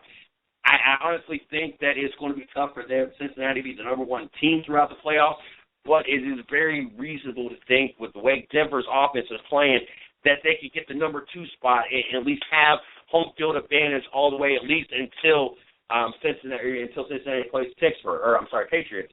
So to me, this game is very critical because if the Steelers win this game and have the momentum and the thought process, they can win the second game. That could really ruin the opportunity for Cincinnati to finally get past this hump. A winning playoff game. And I think if you lock yourself in a position where you got home field advantage throughout the playoffs, I think you have more confidence. Not just, I think last year they played San Diego and had home field, but that was only one game that they were going to get. And knowing that you got the path got to go through you kind of stick your chest out a little bit farther, and you feel a lot more comfortable with the situation that's coming about versus knowing, if we win against San Diego like they did last year, then we got to go play this team, or now we got to travel to go play this team. No, now you control your destiny. Now everybody's got to come into your house to win. That's why I feel that this game is very important for the Cincinnati Bengals to win. And, of course, it's just as important for the Steelers, regardless who's back as a quarterback. You don't want to get too far behind the Cincinnati Bengals. So, obviously, this is a big win for the for the Pittsburgh Steelers as well. Yeah, I mean, like you said, it's a big matchup for both teams. Definitely playoff implications, possible playoff preview, and in a divisional round. Big news is that Big Ben returns. It kind of worries me a little bit in the sense that, he hasn't played in a while. He's coming back from a pretty serious injury on a pretty quick turnaround. The Pittsburgh Steelers are at home. I think the Bengals' biggest asset this year, other than the play of Andy Dalton, is Tyler Eifert. Kid out of Notre Dame. He has 6 touchdowns. He's really been a presence for, to catch the ball over the middle, to open things up for A.J. Green. I'll be interested to see how the Steelers can kind of handle Eifert, Green, and then also the combo of Hill and Bernard on the running game. But it really comes down, I think, to Big Ben and how that knee holds up. It's just a gut feeling, but I think that Steeler toughness and when Roethlisberger's hurt, I almost feel like he elevates his game. I mean, he's a very resilient player. He really fits that profile of what the Pittsburgh Steelers are and their identity. I think it's going to be a dogfight. I think Big Ben will be limping around. I think Andy Dalton finally makes a couple mistakes that can cost the Bengals, some points, and I think the Steelers will hold them off at home. But I think it's going to be a good game, playoff implications. But I don't know why. It's a gut feeling that Pittsburgh can hold off at home and maybe force a couple mistakes from Andy Dalton. Big Ben does enough to get the Steelers, on the board when they need to. But they could go either way. I think it's almost a toss-up. It's just more of a gut feeling for me that the Steelers, can take care of business at home field with their quarterback returning. Oh, most definitely. There's no doubt in mind that is a great possibility. And I got to know, with 3.6 seconds left on the clock, Paul Gasol just blocked LeBron James. They got an opportunity to tie the game for the win. How hard is it for you to pay attention to what's going on and not look at the TV right now? You know, I actually had to turn it off because I was getting distracted. I walked into the other room. And Chicago just won. They just won. Oh man, that's good. But it is only the first game, so I'm sure you'll get us in the playoffs. You don't worry about it. 97-95. It was a good game. It was a bad inbound pass. I think they had Dellavedova thrown in. I think they really picked the wrong person to throw the ball in. Chicago intercepted it, swatted down the other end. Very good game, very close game. I'm hoping that I still have Stephon Curry, Eric Gordon, and Harrison Barnes on the night game in FanDuel. Yes, I'm still playing FanDuel. I'm only 20 points behind the cutoff, so most of these other people, you'll be all right. I'm hoping that Stephon Curry lights it up tonight. LeBron James got me 45.5 points. Mo Williams got me 37.3 points. I'm sorry. Yeah, Mo Williams, got me 32 points. Yeah, Mo Williams is a good pickup for the Cavs. I mean, he's a guy that close he was. Good pick tonight. All right, so the final game we got to talk about is the Packers and Broncos. And we're finally going to lose another one of our undefeateds, no matter what at this point. Very, very good game. I hope it's going to be a good game. I hope that we get the best product we could possibly get. I know that the Broncos offense is being outscored by the defense. I know that struggling, and the Packers have no problem putting points on the board, and the Packers defense is amongst the top 5, if I'm not mistaken, 2 or 3. So, obviously that is something out of the norm. Normally the Packers defense is not ranked that high.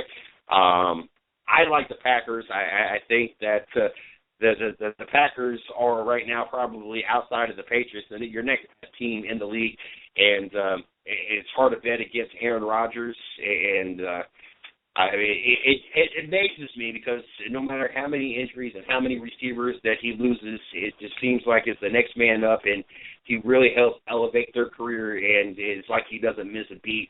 I like the Packers this week, and I think that after this week, I think the Broncos really are going to have to self-evaluate themselves moving forward and really think about where they need to go and what needs to be improved if they want to be the representative in the AFC for the Super Bowl. Yeah, this is such an interesting game, and all the games we talked about, I feel like more than any of the games, I feel like home field advantage has played a key in all the games we talked about. I don't know what it is, and I've talked about the Broncos and their struggles on offense, and I've ran the numbers and tried to predict the outcome, and it's tough, man. I like the Packers. I like Aaron Rodgers, but for some reason, with it being on a Sunday night game, I feel like Peyton Manning pulls out a win in Denver. I don't know how I can explain it to make it sensible to everybody, but it's just a gut feeling I have. I think that defense at Mile High Stadium, Sunday night primetime game, Manning has struggled all year. I think he finds a way to get the job done. It's a game I'm not gonna bet one way or the other as far as can't put my money where my mouth is, but it's that close. I could see Rodgers going in there and just lighting that defense up, and Manning throwing picks too. But for some reason, it just has a gut feeling that Manning, with all the talk and all the turnovers and everything that's going on, with it being at home, with it being on Sunday night, with everybody watching, I feel like Peyton Manning will figure it out. And it kind of reminds me of a game. Probably been, I want to say maybe 3 seasons ago.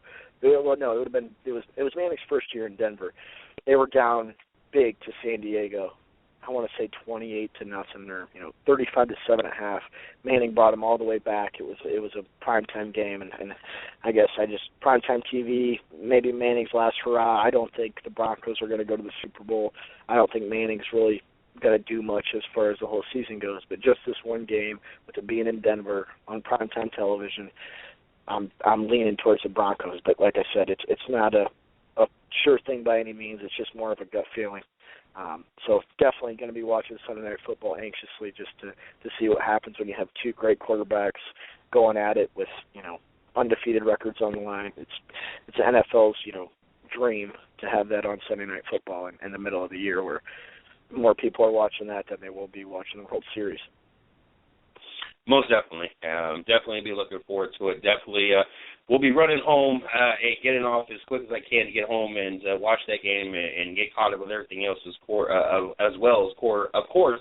But definitely looking forward to having an opportunity. With my schedule, I am usually walking in the door about 4 or 5 o'clock. I've already missed the morning games. The evening games are already underway, and I'm kind of, a lot of times what I try to do is, I got the old Note 2 out, so I reactivated an old phone, so a lot of times I'll red zone that, and I'll have the race on, so I try to bounce back and forth. I need to do what I did when I lived in my other house, have both TVs out in the living room, and just get you're NASCAR, man. Racing's on Sunday, so that has a definite conflict of interest for you. Oh, yes, very much so. And now that the NBA season is back on, good God almighty. And then I got Izzo, our NHL expert. He's in the studio. He's been getting me hooked on hockey. And I had the opportunity, I forget what night it was. I want to say it was like Friday night. I got wrapped up into watching 2 overtime games with the new 3-on-3 rule. And, oh, my God, now I'm finding myself wanting to watch some more hockey. And so it's definitely interesting. I definitely need to make this my career. I got to find a way that we can financially support ourselves so I can walk away from the quote-unquote real job so I can just sit here and have TVs lined up and do this all day long. This is getting to be more and more addictive every week. Hey, man, I'm happy for you. In any way I can support you, definitely do so. But I appreciate you having me on. I know you have NHL to talk, so I'll let you do your thing, and I will talk to you on Monday. Yes, sir. And one more thing real quick. To answer your question on your second email, yes, we will work on making that happen. I just had to see it while on the show, so I didn't get a chance to respond to that. But you're good, we'll definitely No worries, man. Sounds good, buddy. Yes, you have a good week. All right, you too. All righty. That was Patrick Taylor from Line Blower. Make sure you guys check them out at lineblower.com. Follow them on Twitter at line_blower. And also follow him on Instagram at line_blower. I've got them all covered. He's on Facebook as well. I follow him every which direction I can. I definitely got to support those guys, especially for him coming over, giving us an hour and a half of every week to talk NFL. And like I said, and I've said it many times before, has no invested interest in it. It's not part of the 110 Nation. Just an opportunity for him to plug their stuff and come on, talk NFL. And I see the numbers. I see the people that call in while he's on the show. So I know that people tune in to especially hear the NFL section of the segment of the show. So I know it's effective for both of us, and we like having this mutual relationship. And we got many more things that we're planning on doing to help each other out. So looking forward to continue building that relationship. But guys, make sure you check them out. Support them, follow them, like them, Instagram them, check out their site. Make sure you guys continue to support them as they support us. Wow, we got one more guest to go. We've had Allie Kern, female, very talented race car driver. We have Patrick Taylor, our NFL buddy. Now we got our NHL expert to wrap up the Tuesday night show. This is why the Tuesday night show is the number one night. Between our guests and then having Patrick Taylor and then wrapping this up with Izzo. If you don't know Izzo, you got to know Izzo. If you are in the Fort Bragg area and you do not know who Izzo is, you need to find your way down to 98 Amarillo Lane over at yesterday's Public Grill and talk to this man. This is probably one of the craziest, coolest guys I've ever known in my life. Izzo, how are you doing tonight? I'm doing very fine, Jay. I appreciate everything right now. And how's your night going, sir? Well, it was going great until the Cleveland Cavaliers just lost to the Chicago Bulls in the very end of the game, 97-95. But it is game one of the season. I didn't expect us to run the table and go undefeated. They are not the Ohio State. They're not the Ohio State Buckeyes, so I'm not expecting a perfect season. I'm just expecting a championship at the end of the year. That's all I'm really expecting. And, of course, once again, and I hate to blame it on injuries, but, we got a couple players still out. So, it's a work in progress. And being the second highest paid team in NBA history, I expect them to come home with a championship. But it is what it is. So we didn't come on to talk NBA. We didn't come on to talk to how my night is going. We come on to talk some NHL. I'm going to give you an opportunity here in a second to plug your Twitter. But I'm going to say this. Oh, my God. having the opportunity to watch some 3-on-3 overtime hockey is definitely helped sell me on the concept of watching some hockey. I know I should have been on board a long time ago, and I've been working on getting on board, especially since we've had you part of the 110 Nation. But watching those 2 overtime games just really helped push me in the direction that I'm finding myself watching games on a nightly basis. Yeah, I told you. It was, like you said, it was a Friday night, and I was watching the same game as you were, and I told you, get ready. It's going to get really fast-paced, and, boy, it certainly wasn't a bad set of games Friday night. I can say that for a fact. So, like I said, I love this 3-on-3 overtime rule change. I think it's going to bring in new people left and right. We just take an example. Just look what you've watched so far in the 2 games that you've got to see in overtime. It's pretty amazing stuff, man. So I'm excited for it. I think a lot of the old time fans are really getting into it, and it's just putting that much more action into the game, especially at the end of a game. Tell you what, I'm not going to start doing cartwheels and backflips, but my Columbus Blue Jackets went from 0-8 to 2-8. We're on a 2-game win streak. Fired the coach. Looks like we finally figured things out. I'm not quite sure. I'm going to let you be the expert that you are and tell me, have we figured out things, and is this more to come for the Columbus Blue Jackets? Well, I do believe that there's more to come from the Columbus Blue Jackets. We haven't seen their best yet. Although they did lose their first 8 games, none of these 8 games were really a blowout. Not all of them were blowouts. They've been in games. They just got to learn how to play the 60 minutes, the full 60 minutes. When they hired John Tortorella on, anybody who's a fan or has been around the league or anything knows who John Tortorella is. Great guy, heck of a coach, very hard coach to play for, expects a lot, if not more out of his players. Won the Cup there down in St. Louis back in 2004, has coached many teams into the postseason, far into the postseason. One of the better coaches in the league when it comes to toughness, when he requires toughness from his team. I do believe that he is going to push that team farther than what they expected to go. I did read an article that was stating that John Tortorella had called out Ryan Johansson, calling him out of shape and overweight. Excuse me. So he's already 2 games in, and he's already striking a bell and leaving a message for everybody. They seem to be grasping around the concept. So right now, he's 2-1 as the head coach of the Columbus Blue Jackets. They lost that first game, I think, to the Avalanche last week, if I'm not mistaken, in overtime. But come out tonight on top over the New Jersey Devils with a 3-1 win. Scott Hartnell had a goal and an assist tonight. And Bob Rofsky really kind of stepped into his game tonight, only allowing 1 goal on 24 shots. So it's very nice to see Bob Rofsky, get his confidence back here a little bit because he really wasn't feeling himself. Wasn't really trusting the way he was playing. So I do believe we're going to see a lot more from Columbus. Like I said, John Tortorella, he's an excellent coach.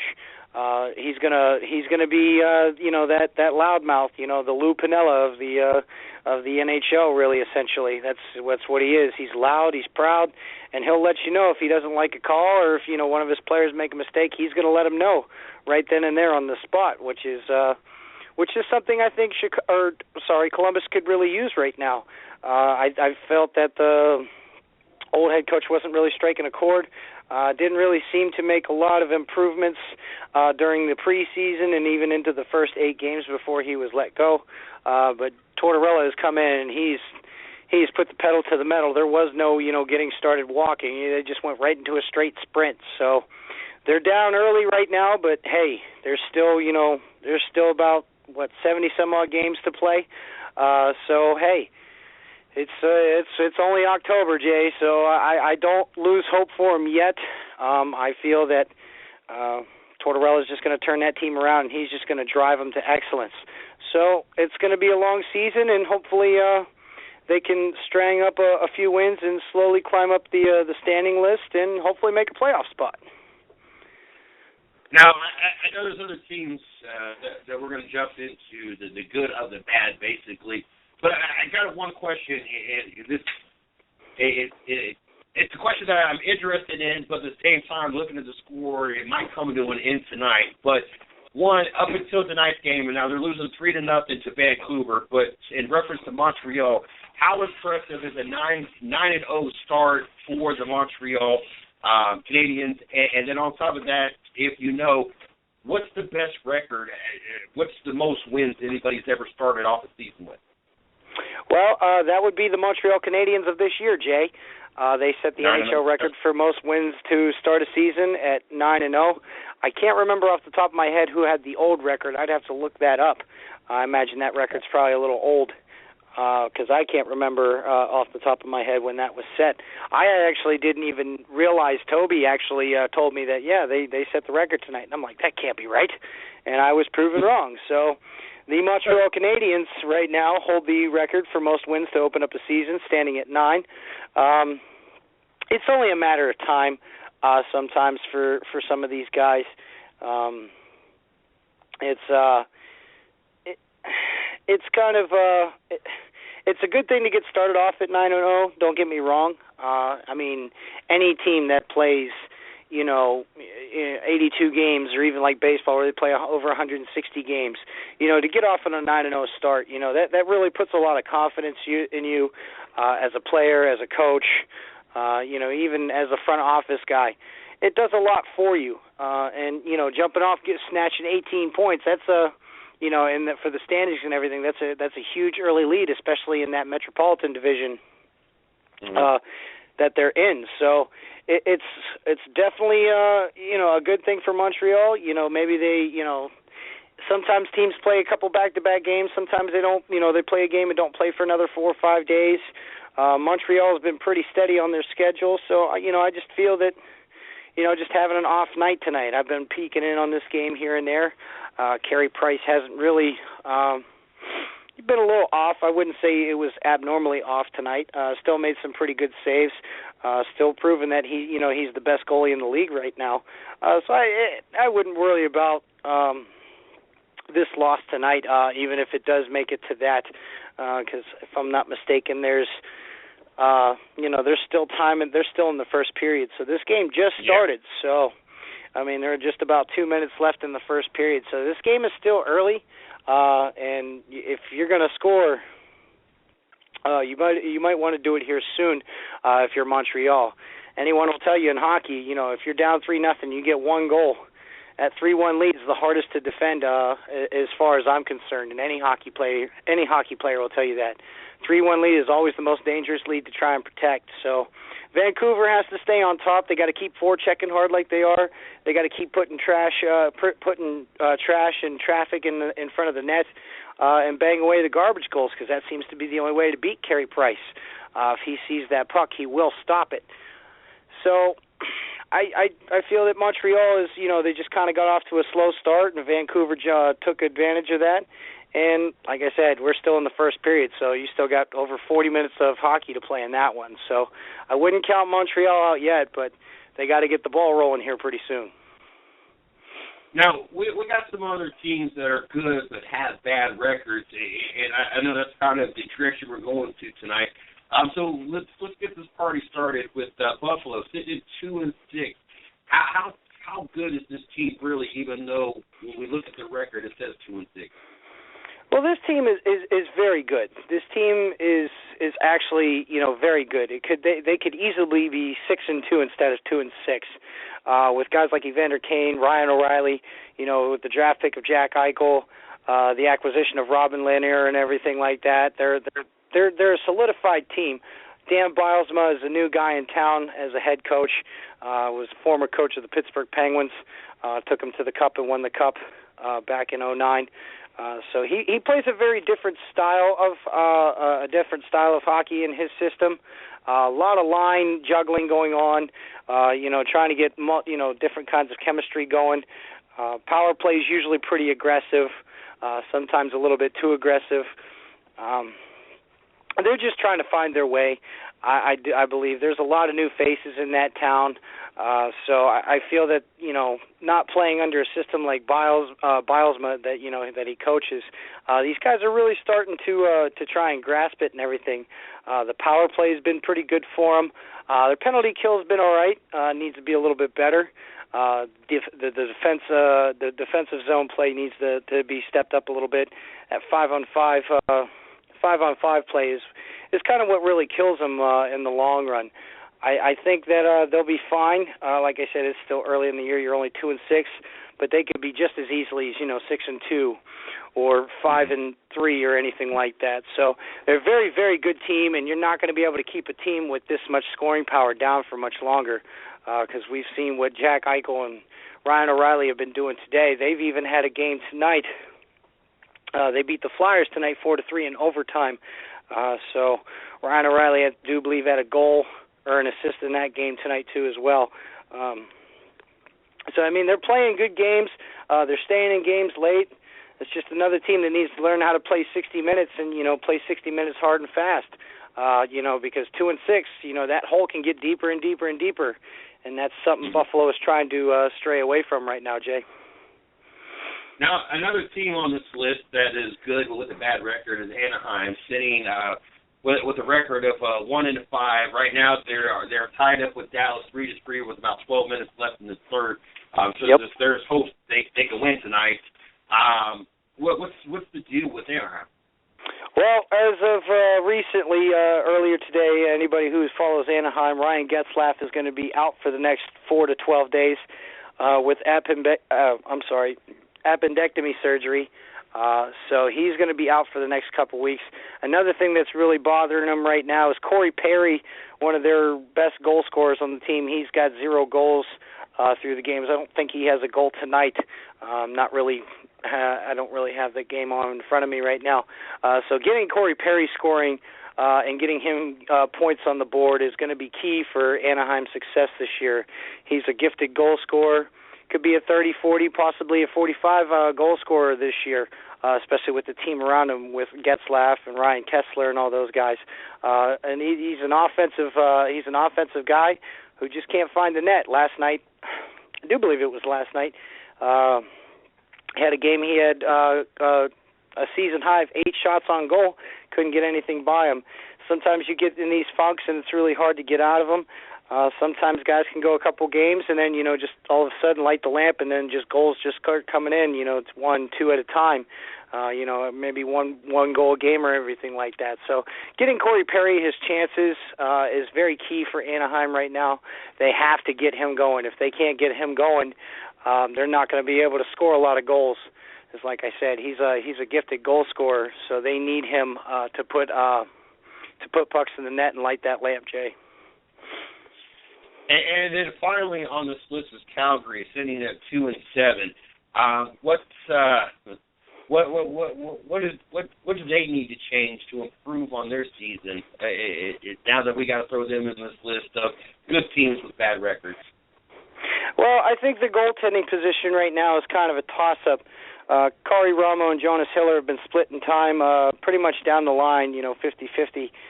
Their defensive play has to get a lot better. That's why they acquired a defenseman from Boston. I can't remember his name right now. Kind of bothers me. But they've really tried to bolster their defensive roster this year. Defense was something that they were lacking in. They haven't really had a decent defenseman since Dion Phaneuf was in Calgary, and they really missed that sort of type of player.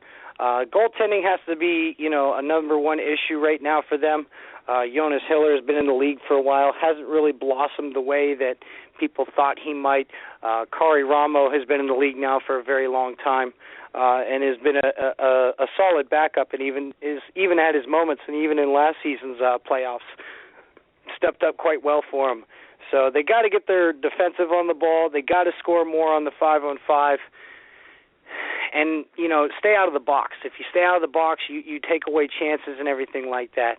Keeping guys out of the box is going to be a key thing for them, especially in the Western Conference and in that division that they're in. You can't afford to can't afford to be, losing games like this, 2-3 at a time. So goaltending and defense are some of the things I'd like to see them step up on, maybe blocking more shots, taking less penalties and everything like that. Good, crisp, out of the zone passes and everything, breakout passes and everything like that. These are just small things that they can work on and tweak a little bit. Hey, and if they fix it, man, they can go on a rush.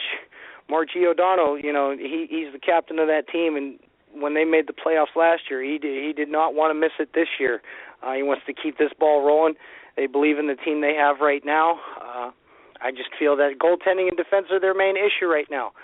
And if they can, right that ship, then it'll be quite all right for them. Now, there's a couple other teams we got on this list I want to, ask you about. One, going local, Carolina gets a win tonight over Detroit, 3-1. Now sitting 3-6. What's the deal with Carolina? Why are they sitting at the bottom? The only team worse than them in their division right now is Columbus, and we already know the issues with Columbus. What's the slow process going on with Carolina? Why are they not sitting towards the top? Well, Carolina, I believe that Cam Ward has not been playing like the Cam Ward that he should be, and that's a big thing. Like you said, they did have a 3-1 victory tonight over the Red Wings, which was pretty impressive for them. Cam Ward certainly showed up tonight, only allowing 1 goal on 24 shots, and that's the Cam Ward you're going to need to win games.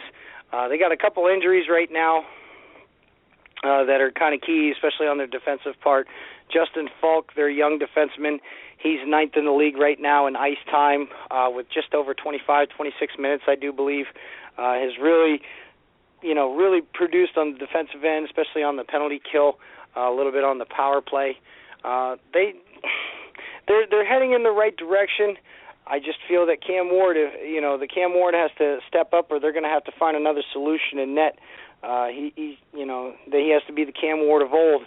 The Cup-winning Cam Ward of, I think, back in 2006 and everything like that. Vezina Trophy finalist Cam Ward. That's the guy they need right now. And I do believe right now his save percentage is somewhere in the ballpark of 89-90, which is not good enough for a regular season.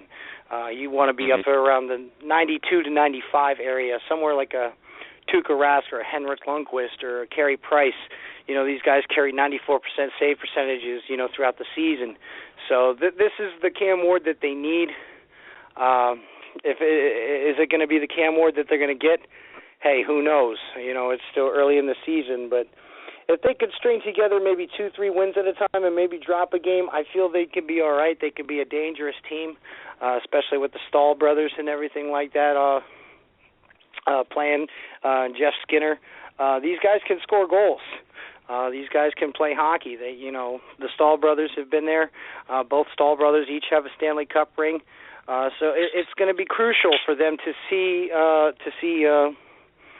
good ice time too. Like I said, Justin Falk, he's been getting a more inclined role. Named one of the assistant captains so far this year, has really stepped his game up. A lot of people have been impressed with him. I just think that goaltending position, that's just going to be their weak link right now for the season. And hopefully Cam Ward can be Cam Ward of old, or they're going to have to go out in free agency or call a young guy up from the AHL or the OHL, one of their affiliates, and until they do that, it could be a long season for Carolina. And I'm pretty sure that is the exact opposite of what Ron Francis says their GM wants right now. The other team that I'm curious about is Los Angeles. They started off 0-3. All of a sudden, things changed. They win 5 straight games, sitting 5-3. What changes did they make, or just everything just happened to click to make this team go from 0-3 to win the next 5 straight? Well, Darryl Sutter, the head coach of the Kings, very proud guy. One of the many Sutter brothers that have played in the NHL. There were 5 altogether. He's won 2 Stanley Cups there in LA. They believe in him. One of the things that they think that gave him trouble last year is Jonathan Quick was a little overweight, so they put him in a program to get him to shed some pounds. And him getting his skating legs underneath him, after that first 3 games, I think he's done rather well. with the addition of Milan Lucic, a big guy who's going to put goals down in front of the net, you still have Anze Kopitar, Jeff Carter, Dustin Brown and everybody like that, and you still got one of the better defensemen in the league in Drew Doughty. So, I mean, I feel like it just took them a little bit to get their skating legs under them, especially playing, a lot of their rivals there in the in-state area with Anaheim and San Jose.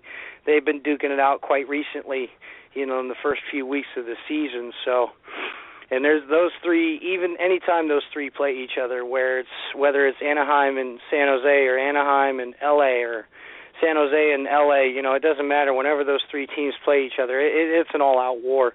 They're trying to battle for the supremacy in California.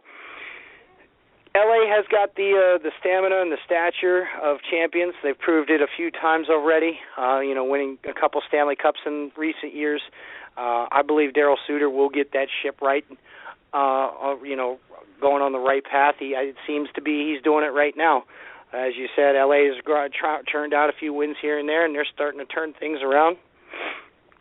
And with the addition of Milan Lucic, they're going to add scoring. L.A., that was one of L.A.'s biggest problems in the past was, goal scoring. They were winning a lot of dirty games, 2-1, 1-0, 3-2, overtime games and everything like that. And if you're a cup champion, team and everything like that, yeah, that's good. But, it's pretty good to also score 4 or 5 goals and not have to worry about a team catching up to you. So I believe LA's got their helmet on straight. They're heading in the right direction, and everybody seems to be grinding on pretty swell. Darryl Sutter's a very, relaxed coach in some sort of manner. He's not really too emotional on the bench and everything. It's just behind closed doors. I imagine he got pretty emotional and probably used a few colorful adjectives to describe their first 3 games and everything. But I think they got it back on the right track and everything right now, and I think they'll be fine. That's definitely good to see, and it's good to see a team turn things around. You don't ever want to see, regardless of who you're a fan of, you don't want to see teams just really tank and have a horrible season if people lose jobs and players lose contracts. So definitely good to see them turn things around. We got about 4 minutes left. There's any games this week that we should definitely be looking on, or I should be tuning on to the Game Center with, or anything else you want to throw out there as we get things wrapped up for the night? Well, I do want to say that anybody in the area, come out Saturday for our little Halloween costume party at yesterday's Pub and Grill, where you'll see me dressed up as the Joker. But as for games this week, Wednesday night, tomorrow night at 8 o'clock, our Wednesday night rivalry, we got the Pens taking on the Caps. And only 3 games on tomorrow night. There's a lot more going on Thursday night. But tomorrow, I believe that you got the Pens and Caps on at 8. The Flames take on the Senators in Ottawa at 7:30 tomorrow. And then the game I'm looking forward to tomorrow night will be the Nashville Predators in San Jose taking on the Sharks at 10:30. And that game will be on ESPN Sports Network as well, following the Pens-Caps game. So those are going to be a couple good games to watch tomorrow. And Thursday, there is a few games that I'm going to be personally checking out. We're going to have the Ducks playing the Blues at 8 o'clock, and then we have Toby's Blackhawks taking on the Winnipeg Jets at 8 o'clock. That'll be another good game to watch. And then another excellent game I'm going to be looking forward to on Thursday will be the Canadiens in Edmonton taking on Connor McDavid and Taylor Hall and the Oilers. That'll be an excellent game, good game to judge where Edmonton's young talent is right now in the league. Connor McDavid has seemed to be getting his scoring touch in tune right now, and Edmonton is slowly on the rise. They're starting to climb up there in the standings, and these guys are really starting to gel pretty well together. So that'll be a good game to watch there on Thursday. But tomorrow the highlight game will probably be Pittsburgh versus Washington. You can catch that on NBC Sports Network. Holler at me on Twitter at 110puckhead. Let's tweet about them Caps. Evan, I know you might be listening right now, buddy. I'm sorry, I can't stand your Capitals. So you're taking on my hometown boys. So we'll be tweeting wars tomorrow, hopefully. But that'll be a game to check out. And pick a game, pick a cold beverage, and sit back, and hopefully we'll get some more 3-on-3 overtime. A couple of the updates before we run out of here tonight. Anaheim and Dallas still tied up. A little over 4 minutes left. If you not had the opportunity to see a 3-on-3 overtime, good possibility you might see it tonight. Make sure you jump over, check that game. Montreal and Vancouver. Vancouver's still 3-0. They have not started the second yet, so we're waiting for that to begin. Also, for those that are following the World Series, Game 1, New York has gone on top. The Mets are up 4-3, going in bottom of the East. So we're keeping an eye on that as well. And tomorrow night we got Jay Jr. and we got Amber Balkan joining us tomorrow night. Looking forward to both of those guests being on the show tomorrow night. As always, Izzo, it is an honor and a privilege to have you on.